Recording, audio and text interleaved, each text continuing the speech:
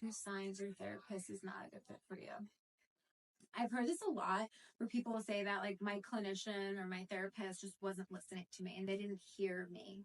That's a really big red flag, because if your therapist is not practicing reflective listening and making sure they're not truly hearing and understanding what you're saying, it's something that I would say is a red flag. So if you feel like your clinician or your therapist is not truly hearing you, and maybe if you say like I had a really bad day and your clinician says to you, oh, so you didn't do much today? Two very different things, right? You want to just make sure that there's that reflective listening piece and they're actually hearing what you're saying. Another one I would say is if your clinician is not respecting boundaries. So this is a big one. I've been hearing this more and more in the virtual space.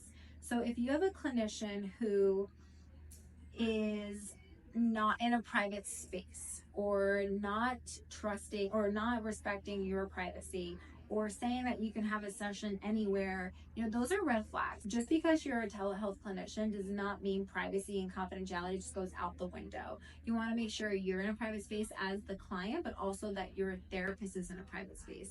So that's certainly a red flag that therapist might not be for you, and that's not someone that you want to trust. So those are two things that I certainly would look out for.